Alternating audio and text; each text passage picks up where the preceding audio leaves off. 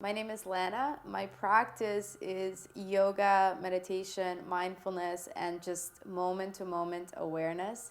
This is my dear friend Paul from the Parkdale Prana Room. Can you tell us a little bit about your practice? In the basic sense, you can think of it as Reiki, meditation, Qigong, and Tai Chi.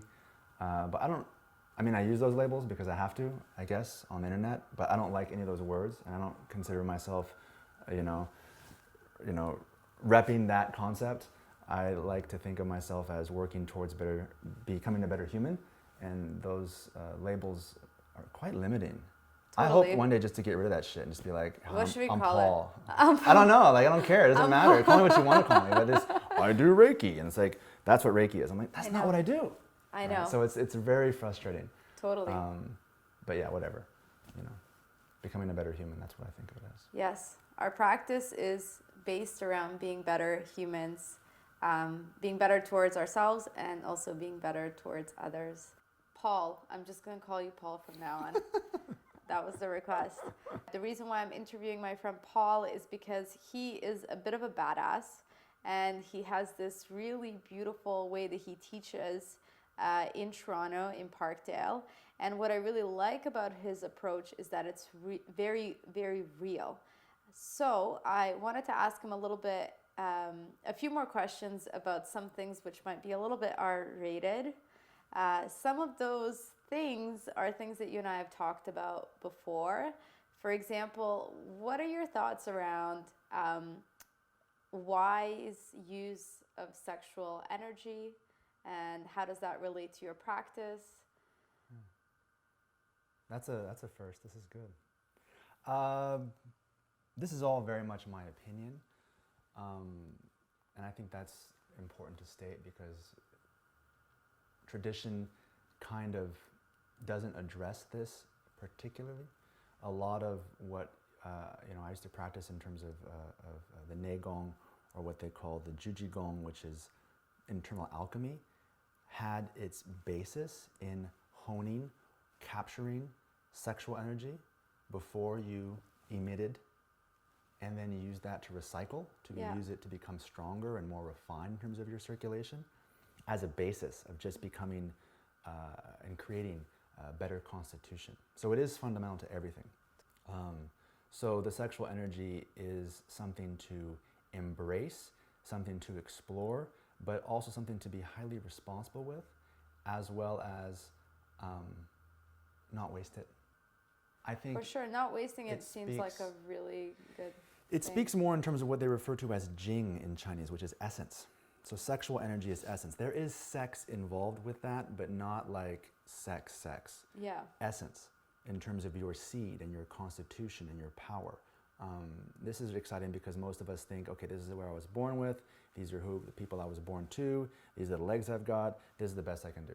And in Chinese culture, they're like, that's great, but let's reshuffle the deck.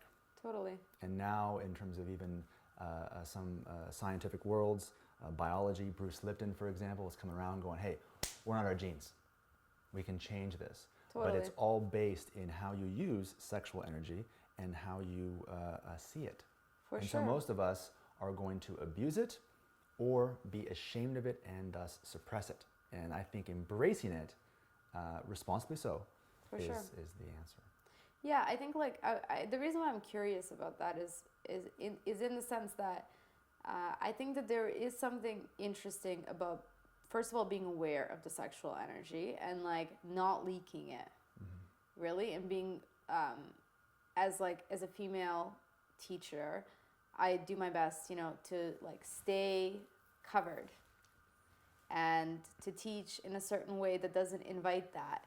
And I was joking recently when someone shared the story with me where, they said the second that someone starts to look at them in that way, they basically, their energy changes into the energy of being a grandma. I make myself a grandma for a lot of people because I feel like I don't want to invite that attention. I don't want to invite that sexual. We're talking about different things.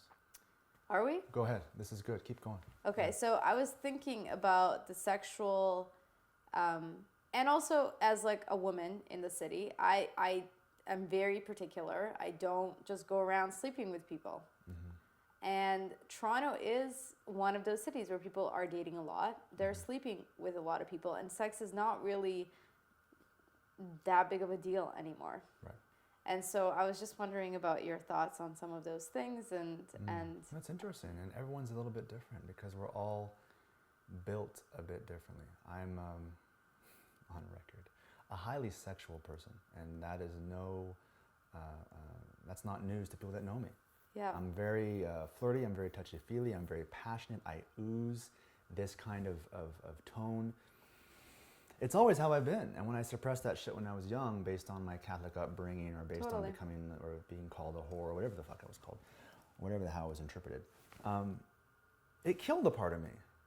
And so, you know, even the idea of holding my semen for those 100 days and doing that exercise I was referring to earlier, I was walking around just like, just glowing, like almost shaking. yeah. Like it was almost insane. I'm not saying everyone should do this, but Yeah, because everyone's a little different, man. And people are at different stages. totally. Talk to me in 20 more years and I'll have a very different opinion. 20 years ago, holy shit, very different opinion. Yeah. But right now, at this stage, I know myself and I know what is good for me.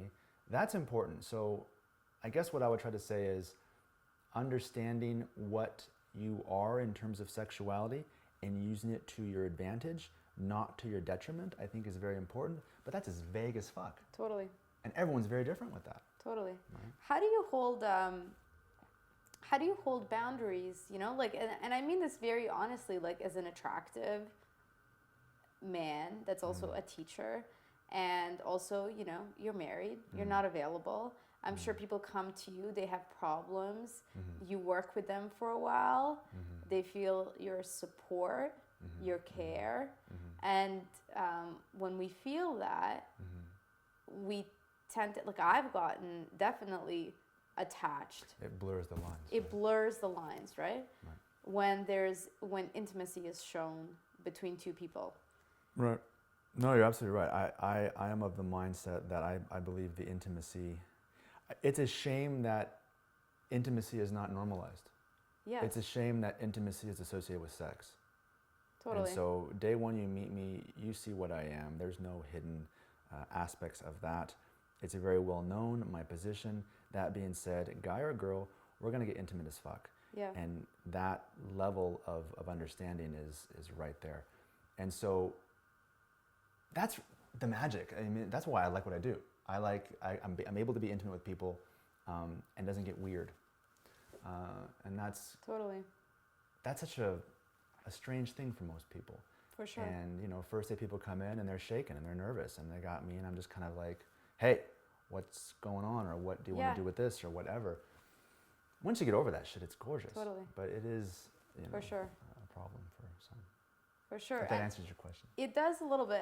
I was asking for like specific like examples of holding boundaries, you know. Sometimes, you know, I get an email here or there that like shares too much or things like that, and as a woman teacher, I have to be very much like no. Absolutely. Right? That's and important. Yeah, I've had a few, I guess, inappropriate. I've never really had any really massive like sexual things. The inappropriate ones that I've had in the past are just people being jackasses, but it has nothing to do with sex. Totally. I would assume there are maybe a few that have feelings, etc., but it just doesn't go there. Totally. And it never will. I don't know. I kind of consider that my responsibility, and I would be full of shit if I'm, you know, doing that kind of work with people. It's highly. It can be very abusive. Totally. Right. Well, thank you for taking responsibility for it, and I appreciate you talking about it honestly. Right. I remember the first time actually with my teacher, the first time that I even sat face to face, like across in a meditation position across from another person, and you're really like, and you're talking, wow, like my world was like, whoa, like this is so close, and I'm saying so much, and here I am crying, and like all sorts of things. And so it's a really interesting practice to kind of explore what feels close, what feels too close, and everyone is so different. So I appreciate you. I think it's amazing, and I would hope, and I hope it's going to happen. That intimacy is going to become more of a trend because it has to be. There's no other way but this direction in terms of where we're going. Totally. You know, what that looks like and how it plays out, that's the mystery. But we are all moving in a direction towards, you know, working together, towards community, towards more love, towards Totally. less separation. Totally. And a major, you know, problem at this point right now is our inability to be intimate because of fear of being vulnerable. Right? Simple. Or also, you know, unfortunately, like some people are not really allowed to explore fully. Sure. There's a lot of fear behind that, or there's relationships and Sure. they can't really explore fully because they are in relationships and there's certain boundaries around that, and all sorts of things kind of come up. This is as you're talking, it's making a lot more sense to me. I remember, and I was talking to you earlier about when I first started teaching, I didn't feel right. I didn't feel ready. And I never forget this fucking day. I was sitting in a coffee shop in Kyoto with a practitioner, a Reiki practitioner that I was friends with, studying with, and he was the guru of Kyoto for yoga. Israeli guy, you know, surfer type, blonde, long hair, Wow. like he just pulled, you know, mad, but not in that sense. But he was just very attractive. Everybody loved him, and he was the man in Kyoto. I'm like, how the fuck do you do this, dude? I mean, I don't know if I'm ready for teaching as I'm talking to him. And he looked at me and he goes, I never forget this. He tipped his head like this. And he goes, I just give people my soul. And that's what I do. What you do with it is up to you. And I don't feel vulnerable in that sense, that you can have an opinion and that's great, but this is, you know, I give people my soul. And I think in terms of kind of, if you will, soul connections, and I don't believe in just one soulmate, I believe in numerous soulmates, that if we share a hot dog for 5 seconds and we get something out of it, that could be a soulmate, but it only lasts 5 seconds. Yeah, it's not totally. a fucking hot tub with some champagne, Totally. right, on a deck soulmate. Yeah. And that's really special because that allows us to really take advantage and capture what it is we're experiencing and what is that lesson for the moment, which is so fleeting. Totally. And if we're insensitive to that shit or held off, or, you know, I believe in this, or, you know, if we go too far, that means this, we just fuck it up. Totally. You know, so it is also coming into context with where we are 2017 in our culture, which is still very taboo. We're a highly sexualized culture in terms of the extrovert, or in terms of the outfit, or how we dress, or what we put on Instagram. But we're actually quite prudish with how we treat sex, beyond, like, you know, fuck me sites, right? It's a very different dynamic. Totally. And it's coming off of, a lot of sexuality as being shameful, as being dirty. Totally. And that's just fucking twisted. Yeah. And you can look back over the thousands of years of where that started. We won't get into that shit. But if you see it for what it is, and you just become a human, or better at being a human, that's just not where it's at. Totally. If that makes sense. Well, thank you so much for sharing your story and for being here with me today. This has been the BigTreeMind podcast. We're talking a lot about being human and what it is to be human in this day and time. Thanks for joining us.